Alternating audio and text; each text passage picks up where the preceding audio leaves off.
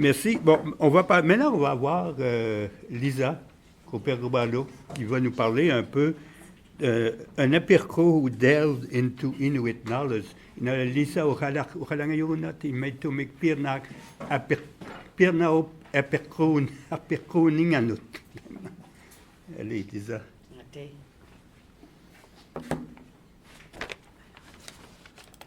Nakormik malo tikituapi Inuit tamaunga tunga sutseriti ilsarpio Laval mut ilsarpigisi mammigakku tamanna ukhalakhibunga tamaunga titausimatsunga Louis-Jacques Doremut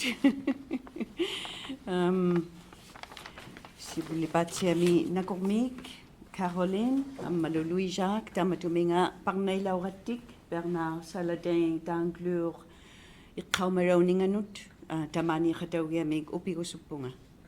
Merci d'avoir organisé cette table ronde à la mémoire de Bernard Saladin d'Anglure. Je suis là pas en tant qu'ex-étudiante de Bernard Saladin, ni comme sa fille. J'étais pas étudiante de lui, mais il m'a beaucoup inspirée.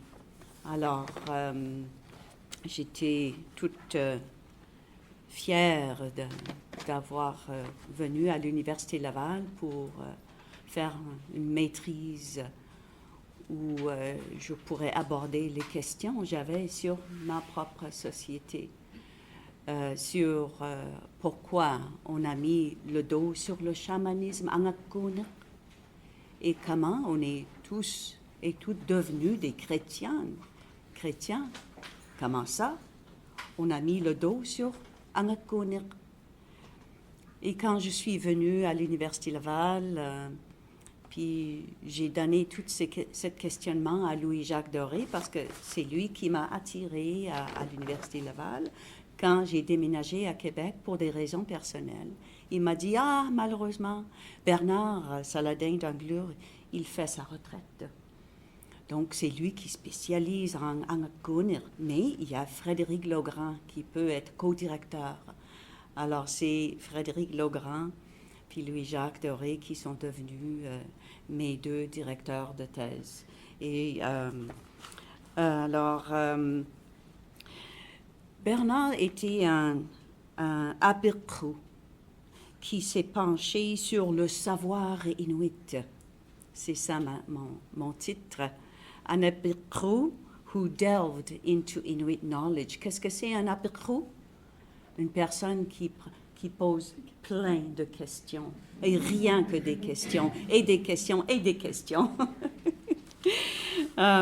Donc, ça, c'est comme un métier qui est maintenant connu pour les Inuits. Les anthropologues sont tous des apiqqu.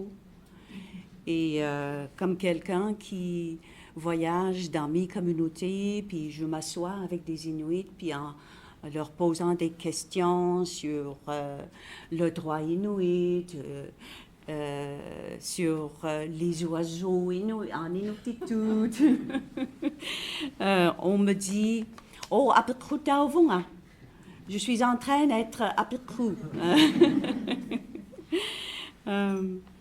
Je vais maintenant faire le reste de ma présentation en anglais.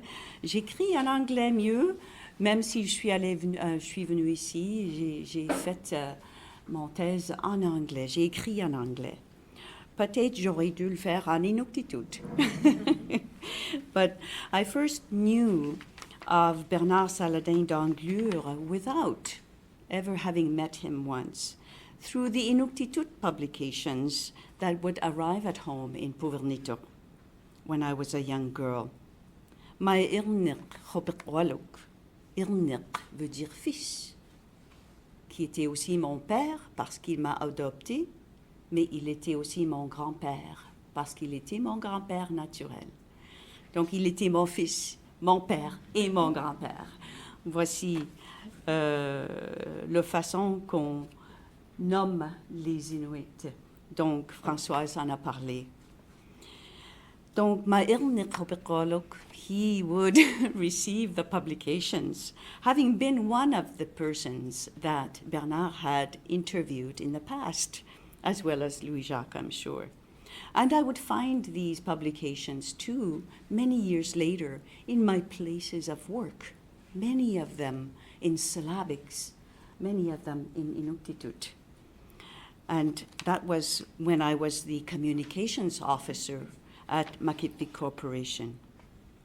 One day, Bernard called me at this place of work regarding a formal request to Makitvic to help sponsor Études Inuit Journal, which was eventually accorded a good sum.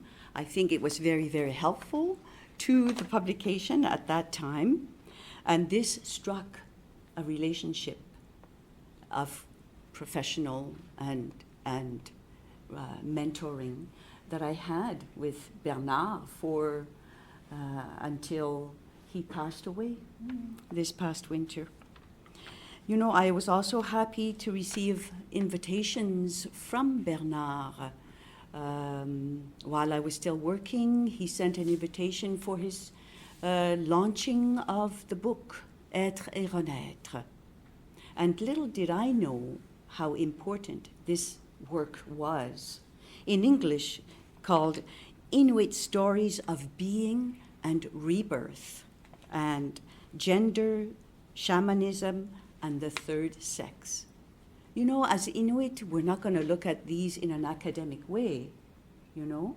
I'm still questioning, well, what is the third sex? Does it really exist?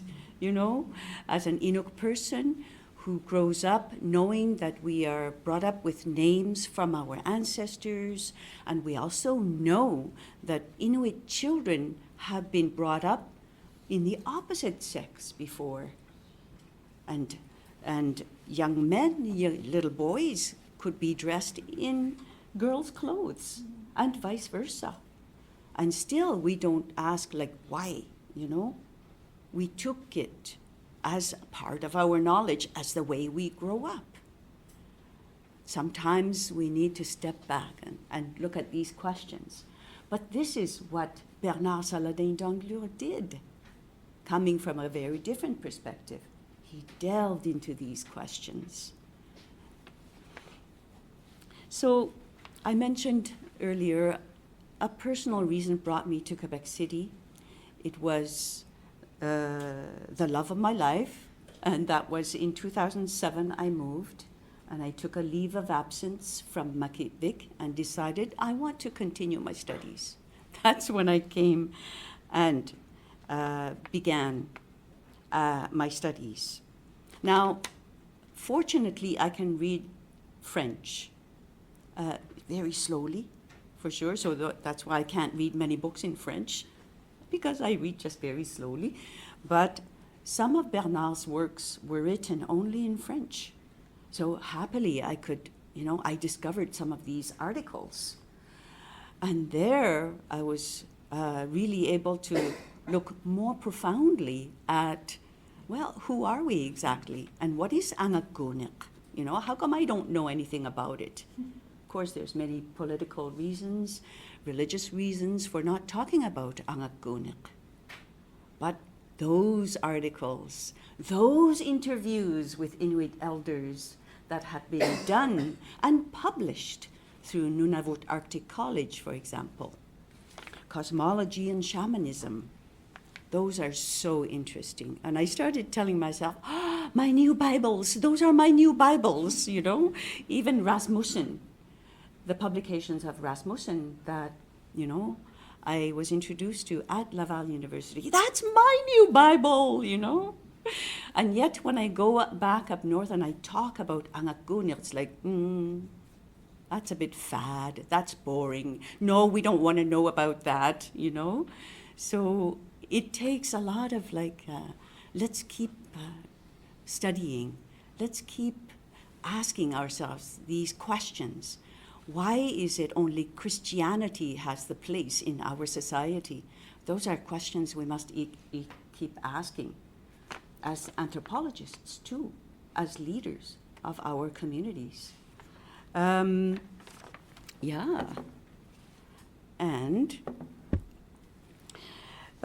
all these, like the questionings and the research, his apiqqu, his meticulous questioning brought to me this kind of introduction of Inuit knowledge that I had not, understood as being important in our, understanding of who we are. We take in all and we accommodate and make space for all kinds of other knowledge. We want to learn English. We want to learn science and math and this and that. And sometimes we're forgetting that our knowledge is so important, the foundations of our knowledge. As a bachelor student, I was learning political science at Concordia University. I would learn about federalism, the Canadian Constitution. I would learn about the United Nations Declaration on the Rights of Indigenous People and global issues and so on. Then working at Makivik brought me more new knowledge, but this time it was about the James Bay and Northern Quebec Agreement. That's from 1975.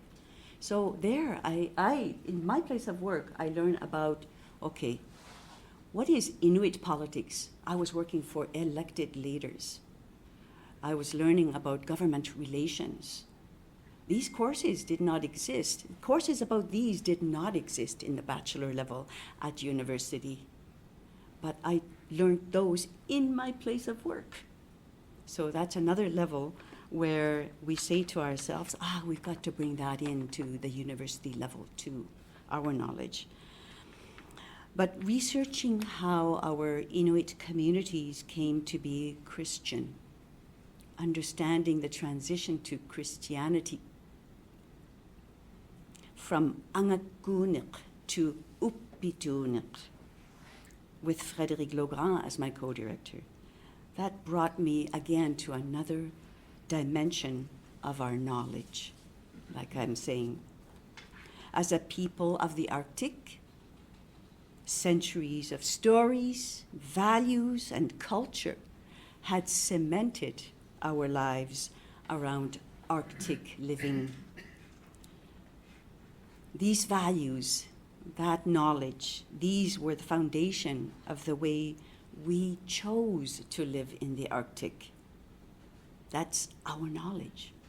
It's the basis of why we are in the Arctic. Sometimes I find it hard to explain. But I think when we're living there, we understand. Yeah.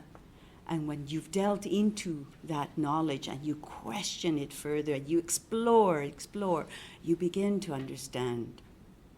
I think Bernard did that a lot. Yeah.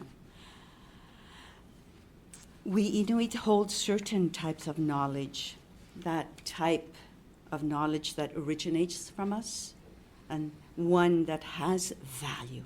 It has value. And I work for it to be valued equally among all other forms of knowledge. There's any other types of knowledge that cannot pretend to be superior to our type of knowledge, Inuit knowledge. And the work of Bernard was definitely a source of inspiration.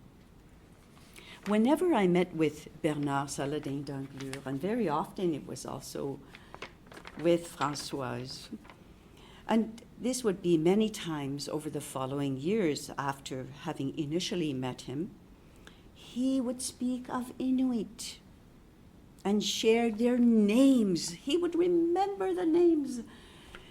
Ittuksarjuaq, Ikhalliyuq, Uyaraq, Koperqualuk, Salumiut, Gangsumiut, George Ananak, Dumasikarlak, so many he would remember. But not only their names, but their stories too. And he would, with his incredible memory, just go on and speak about his passion of Inuit knowledge and their stories and their values. So when more recently, I traveled to Kaniqsujuaq last week. I also went to Kaniqsuk and I interviewed Inuit on their knowledge of birds. I'm working towards the publication of birds in Nunavik, Timmiat Nunavimmi, in Inuktitut. So I've been interviewing elders, knowledge holders, and of course asking them a little bit about their very early part of their life. One of them remembered having been born, and just remembered also just before being born, and then being born and remembering all the names and the people he was related to at his birth, because they came and welcomed him to the world. And that reminded me immediately, Bernard Saladin. But also, you know, we know of these stories within our communities. We've known of Inuit elders who remembered being fetuses and being born, going through that passage of birth. But we take it as, you know, that's who we are, you know. We're not questioning, how come we know these, how come? But when we ask these questions, we realize, well, this is very unique of Inuit. Perhaps there are other cultures who still have these memories, but this type of memory is very special and unique among Inuit. And it was Inuit from right across the whole circumpolar Arctic. Not just Nunavik, not just Nunavut. Pretty special.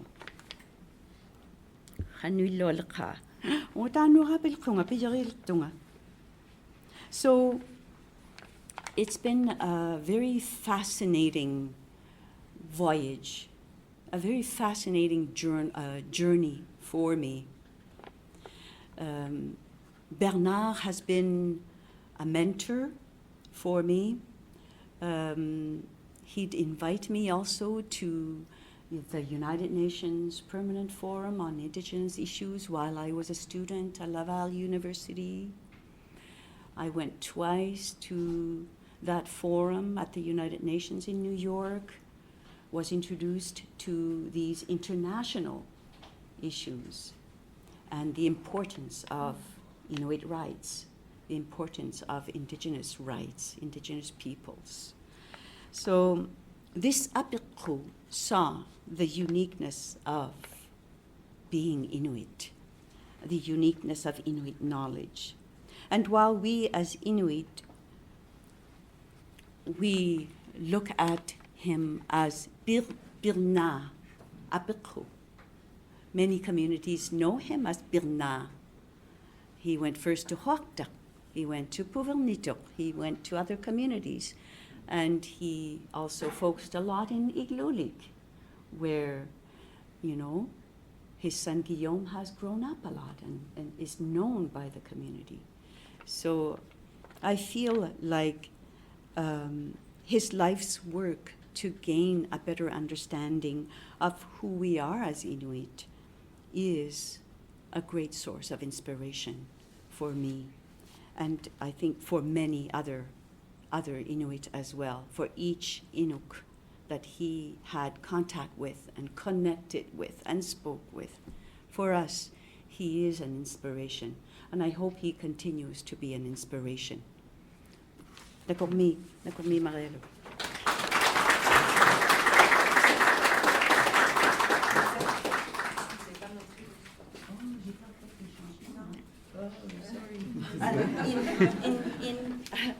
I thought it was just rolling.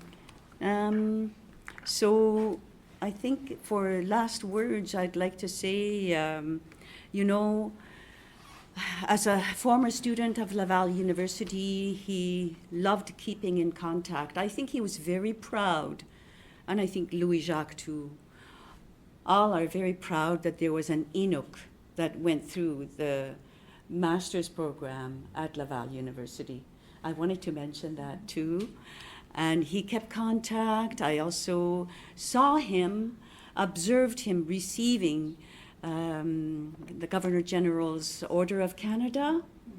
I was very proud of that. His son was there too. Françoise was there.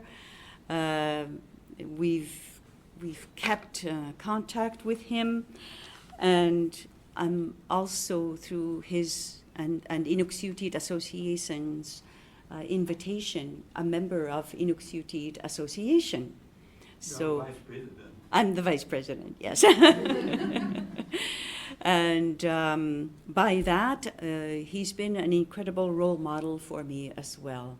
You know, today I'm also heading the organization that comes from Puvernituk, which is Tukisi Valleruditsanut Parnaitit, which is a committee that does educational projects, that is also financing my bird project for publishing a Timmet Nunalimi book in Inuktitut. So that particular organization was founded by my own mother, who would have been 80 this year.